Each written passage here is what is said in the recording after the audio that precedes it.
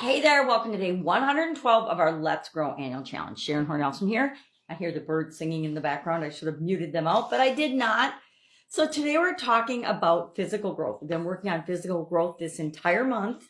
And today we're talking about the impact of 100% responsibility, taking 100% responsibility for our actions, our thoughts, our choices, our decisions, and personal power, 100% personal power. Tapping into our ability to take responsibility for ourselves and our decisions, as well as applying our own personal power. We all have an amount of power innately and inherently in being a human being. And do you tap into that on a regular basis? We've talked about so far with respect to physical growth, the importance of exercise and nutrition and environment and rest and recovery and all of those things. But what we haven't talked about yet really specifically is our role in making sure that we do that, right? No one can do it for us. I say this a lot, and it annoys my children, it annoys some of my relatives, but the truth is only we can create and control and determine what's right for us and make those choices that are in alignment with that in our own lives. No one can do it for us, right? I mean, we have times in our life, especially when we're growing up and we're children, that our parents guide us and help us to choose and make the right choices and learn how to make decisions. But at some point, and it's usually at a pretty early age, I'm learning with my 1 and 3-year-old granddaughters right now, they want to make choices. They want to make decisions. They want to exercise their personal power. And I don't know where along the way that gets kind of beaten out of us and we let other people make choices and decide for us instead of choosing for ourselves and exerting our own decision-making ability and personal power and authority and expertise. We just sometimes will sometimes we lead, sometimes we follow. I guess that's part of it. So today we're going to think about, and we're going to talk about the importance and we're going to ask ourselves a couple of questions for action. Let's talk about that first. I'm going to skip ahead to that. Number one, do you take 100% responsibility for your physical growth, your physical well-being, your health, your life right now? Right now, it's either yes or no. And I'm going to say, even I, who think I take pretty good personal responsibility for my choices, my action, my decisions, etc., I don't do it all the time.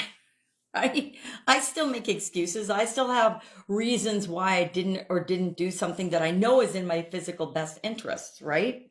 So what percentage of the time do you most often take 100% personal responsibility? Meaning, this is 100% my responsibility. I'm going to own it. I'm going to take care of it. And what percentage of your time, or what percent most often of personal responsibility do you take? I wish I took 100%. But I know, like everybody else, I sometimes slip, I sometimes don't. I sometimes make excuses for why I don't do things that I know are in my own best interest. Because the truth is, most of the time, we do know, at least inside at a subconscious level, whether something is right for us or not. And the easiest way to test that is ask yourself, how does this thing make me feel? How does not exercising today make me feel? If it makes me feel better, because maybe I'm having an off day, maybe I'm having a high pain day, maybe I have a migraine, maybe I got COVID, maybe I've whatever. But if it's going to make me feel worse to exercise, then the right thing is actually taking personal responsibility for choosing not to do that. And other days, whether I can sit in front of a series with the kids and watch that versus going and hopping on my exercise bike, what's going to make me feel better? Some days it's going to be actually working on my relationship with my kids, and spending time with them, doing things that they like. Other times it's going to be saying, okay, I can't do this right now. I got to go get on my bike, or I'm not going to be able to walk. And then I go get on the bike. So that is taking responsibility, 100% personal responsibility for our decisions, our choices, our options, our actions, our thoughts, our beliefs, everything, right? That's a little beyond the scope of today's discussion. And the second question is, do you tap into your personal power every single day?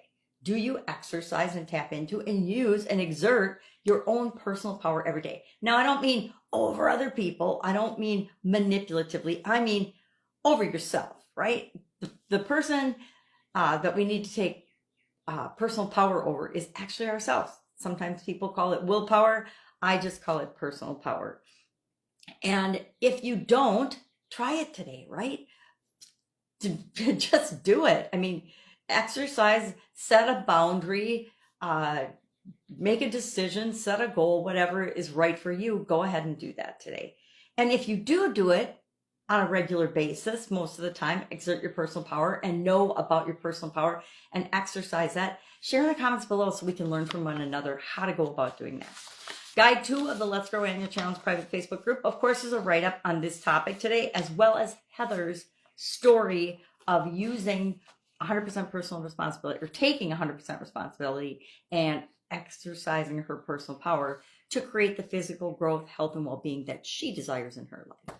And again, we're all different. Like how I see myself now wanting to be healthy and physically strong, etc., is very different than I saw myself in my 20s, right? Or in my 30s or in my 40s.